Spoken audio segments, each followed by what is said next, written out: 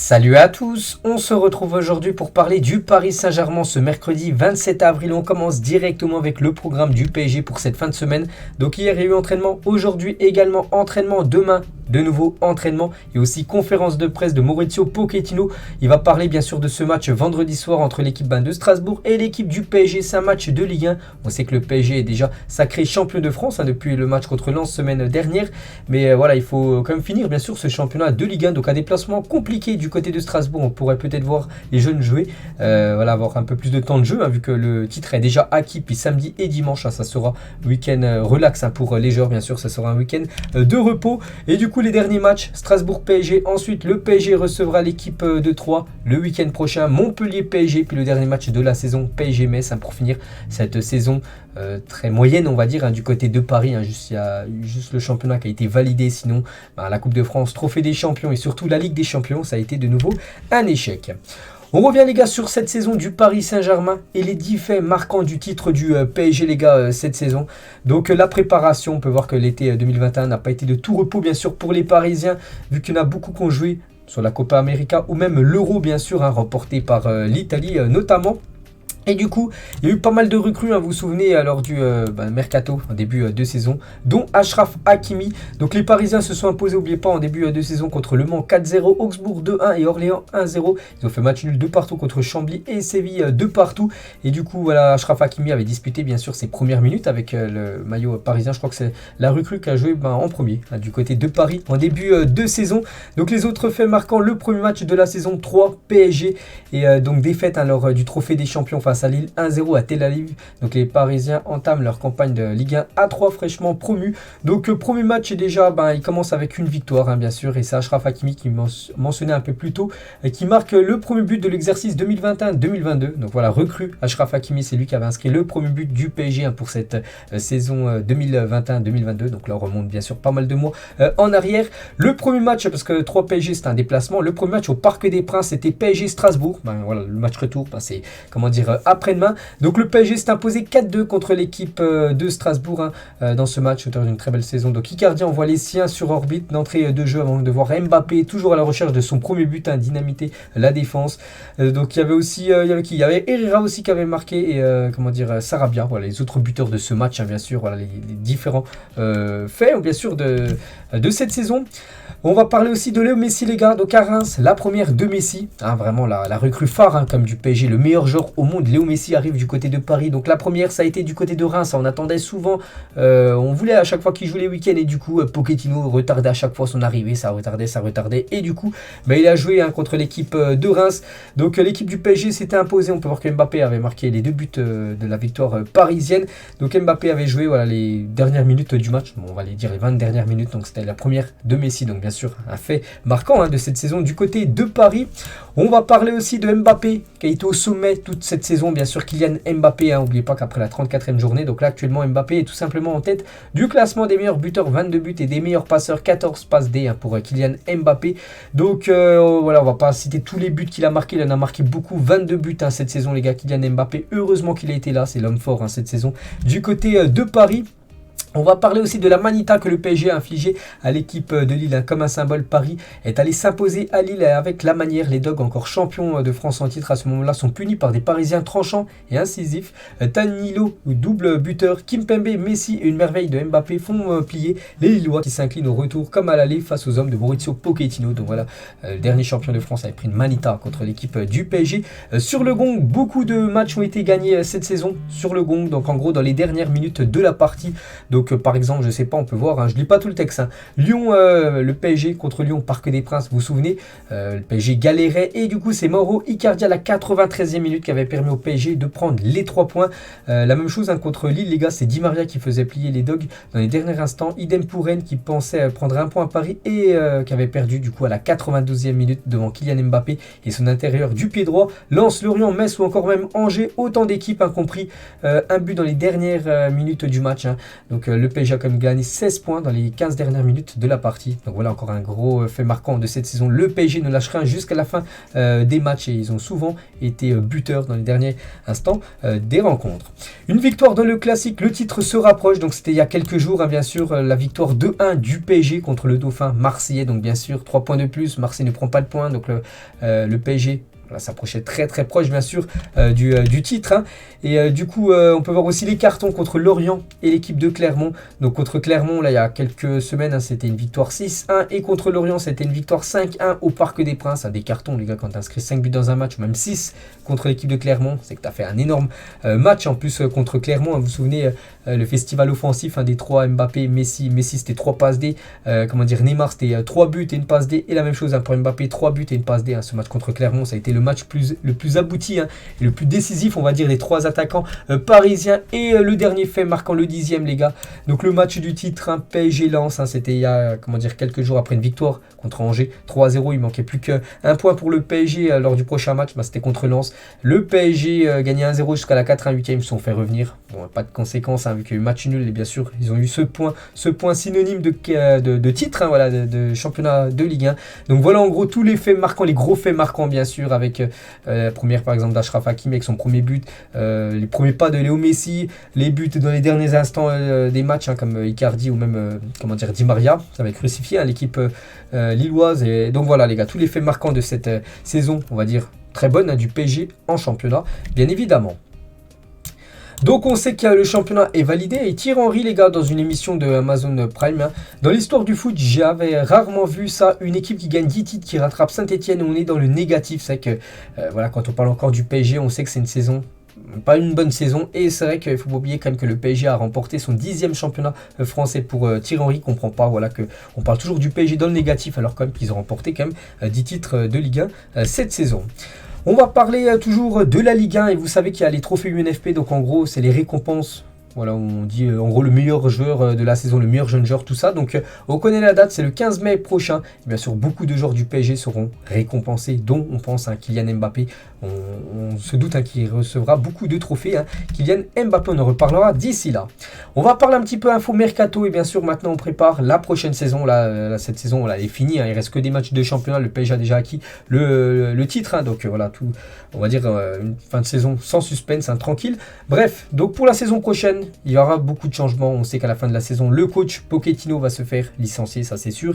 Et du coup, ça pourrait être lui le remplaçant, Antonio Conte pour rejoindre le PSG. Conte demande un salaire de 30 millions d'euros par an contre 17 millions d'euros actuellement à Tottenham. Donc en gros, s'il vient du côté du PSG, il aimerait tout simplement voir son salaire doublé par 2 et aussi des autres suggestions qu'il aurait demandé la gestion totale sur le mercato, sa volonté de collaborer avec Gianluca Petracchi et la venue de son staff du côté du PSG. Donc vraiment c'est des exigences énormes bien sûr pour compter du côté de Paris, surtout par rapport à la financier. C'est comme en arrivant au PSG, mais voir son salaire par 2 multiplié par 2 alors que c'est déjà un millionnaire bien sûr, donc il abuse un petit peu Antonio Conte. Et retenez les gars sur ce que demande Antonio Conte quand on entend ces exigences-là. Mais reste tout est, ne vient surtout pas dans un club comme le PSG qui a besoin de redorer le blason. Donc en gros, changer d'image, bien sûr. Apparemment, il est plus passionné par son chéquier que par le fait d'entraîner. Je valide totalement ce que dit Jérôme Roten. Avec les exigences énormes de Antonio Conte. Je pense pas que ça soit le coach. C'est vrai que c'est un bon coach, mais peut-être il va venir au PSG. On sait pourquoi, les gars. Ça va être encore pour vraiment gagner, avoir un pont d'or en gros au niveau de contrat. Donc non, vaut mieux essayer de chercher un autre entraîneur, les gars, qui peut aussi bâtir de très belles choses du côté de Paris qu'Antonio Conte qui pense en arrivant du côté du PSG seulement à l'argent que faire gagner bien sûr l'équipe. On va parler de Pochettino, le coach actuel, lui aussi, bien sûr, il a un contrat en or du côté de Paris. Il va se faire licencier, on le sait, le PSG finalise le limogeage de Pochettino et considère Conte, qu'on a parlé avant, comme un possible remplaçant. Et Pochettino, lui, pourrait aller du côté de Tottenham. Et Tottenham, actuellement, le coach est Conte, donc il pourra avoir un échange d'entraîneurs entre le PSG et l'équipe des Spurs. Concernant les joueurs du PSG, on va parler de quelques joueurs. Tout d'abord, Julian Draxler Draxler et plusieurs clubs sont intéressés par le milieu offensif allemand Draxler. Parmi eux, le Hertha Berlin, Dortmund, Leverkusen et le FC Séville sont intéressés. Voilà, tous ces clubs pour l'arrivée de Julian Draxler. Ce serait bien qu'il quitte le club. Rien que pour lui, les gars, s'il veut jouer à la Coupe du Monde avec l'Allemagne, il doit jouer au PSG la saison prochaine. C'est pas sûr, c'est même sûr qu'il ne jouera pas du côté du PSG. Après, voilà, il touche un gros salaire du côté du PSG. Il sait que s'il rejoint n'importe quelle équipe là qui est citée, il touchera pas le même salaire qu'il touche du côté du PSG. Après, ça lui de faire un choix, bien sûr, entre le niveau financier et le niveau sportif. Donc voilà, les gars, quand les joueurs parisiens ont des gros contrats en or, bah, voilà, ils veulent pas quitter le club parce que c'est qu'ils toucheront moins d'argent. Ailleurs, la même chose concernant Kehrer. Donc la valeur de Kehrer se situe entre 20 à 30 millions d'euros. Des clubs anglais et allemands s'intéressent à lui. Concernant Paredes, est suivi en Italie, mais le joueur n'est pas certain de vouloir partir. Il sait qu'il y a pas mal d'Argentins. Il y a son grand copain Léo Messi qui est du côté du PSG, puis il touche comme d'habitude un gros salaire. Même s'il joue pas, c'est pas un problème pour Paredes. Voilà, il se dérange pas de rester du côté de Paris malgré son faible temps de jeu. La même chose, les gars, concernant Kurzawa. On a complètement oublié que c'est un joueur du PSG, Kurzawa, mais il est bien dans l'effectif parisien, et de nombreuses sources internes au PSG pensent que Kurzawa se sentirait bien au club malgré le fait qu'il soit mis au placard. Donc en gros, il joue pas du tout, il faut l'avouer. Le joueur montre peu d'envie d'aller voir ailleurs. Voilà, vous savez pourquoi il ne veut pas aller ailleurs, parce que bien sûr, s'il va lancer une autre équipe, il verra son salaire divisé par 2 voire par 3, et ça, bien sûr, Kurzawa ne veut pas. Il va jusqu'à la fin de son contrat, il va essayer de prendre le maximum d'argent.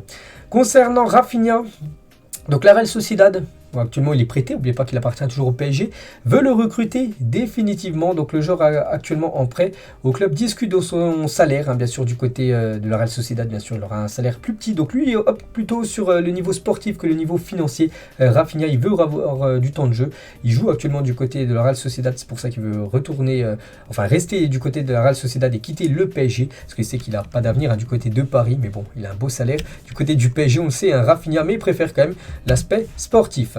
Concernant Angel Di Maria, lui voulait prolonger du côté de PSG. Le PSG, vu qu'il est en fin de contrat, ne compte pas conserver Di Maria, et du coup il devra aller du côté de la Juventus, Angel Di Maria. Concernant Neymar, les gars, lui aussi un gros salaire du côté du PSG, le plus gros avec Léo Messi. Le PSG ouvrira la porte à un départ de Neymar cet été afin de démarrer un nouveau cycle. Bon voilà, c'est bien d'ouvrir la porte à un départ. Après, il faut que bien sûr une équipe veuille s'offrir Neymar, et Neymar, voilà, c'est beaucoup d'argent, bien sûr, là, en termes de salaire, tout ça. Donc voilà, c'est ça ce qui coince, bien sûr, c'est qu'il n'y a pas beaucoup de clubs, à part peut-être Manchester City ou même Newcastle, voilà, qui pourraient essayer de convaincre Neymar. Sinon, voilà, il restera du côté de Paris. Kalimundo, joueur du PSG, les gars, se verrait bien rester à Paris la saison prochaine. Il est prêt actuellement du côté de Lens. On peut voir que Leicester et Newcastle ont initié des premiers contacts concernant le jeune Parisien. Donc lui, ça ne le dérangerait pas de rester du côté de Paris saison prochaine, bien sûr, si le nouveau coach compte le conserver. Paul Pogba, listé par l'équipe du PSG, et d'après Santi GFM, un journaliste de Foot Mercato, il valide. Il dit que ce journaliste, le PSG, a soumis une offre de contrat officielle à Paul Pogba, pour rejoindre le club en fin de saison. Il y a quelques clubs, il y a aussi la Juventus, le Real et aussi le Barça qui sont intéressés par le milieu français. Concernant Kylian Mbappé, il n'annoncera pas sa décision avant le 21 mai prochain. Il y a la fin du championnat, par respect pour le PSG. Donc du côté de l'Espagne, d'après Marca, le Real Madrid se dit calme. Il y aurait un pacte entre les deux parties, entre le clan Mbappé et le clan Real Madrid, d'après Marca. Bien sûr, après ils peuvent dire ces infos, et ça peut être des infos totalement bidons. Et d'après ce qu'on peut voir maintenant en France, donc Nasser aurait rencontré la mère de Kylian Mbappé la semaine dernière au Qatar. Ça c'est vrai, parce qu'oubliez pas que la famille d'Mbappé, sa maman, son frère, était au Qatar la semaine dernière. J'avais montré quelques photos. Le dirigeant parisien serait optimiste quant à la possibilité de voir prolonger l'international français. Donc le PSG de plus en plus optimiste pour prolonger Kylian Mbappé après avoir discuté avec la mère du joueur.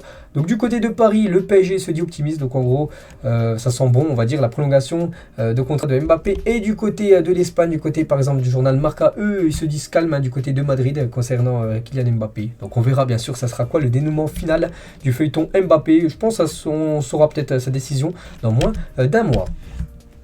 Mbappé toujours, donc il a reçu 10 votes lors des présidentielles dans un petit village du Doubs, donc à Talonnais exactement. Donc les bulletins étaient imprimés, le coup était donc prévu à l'avance. Donc voilà, il y en a qui ont voulu que ce soit Mbappé le nouveau président de la France, et la même chose aux Ulysses dans la banlieue parisienne. Mbappé, même Zizou les gars, qui aurait pu être entraîneur du PSG, mais bon, on a l'impression que Zidane ne veut pas, il veut l'équipe de France. Donc ces deux-là aussi reçu un vote pour être élu président. Toujours avec Kylian Mbappé, une photo, c'était lors du match contre Angers avec la magnifique veste du PSG, les gars. Cette magnifique veste, bien sûr, avec Kylian Mbappé. Toujours avec Mbappé, avec ce sponsor de marque de lunettes. Je me souviens plus c'est quoi le sponsor, voilà ce qu'il a mis sur son compte Instagram.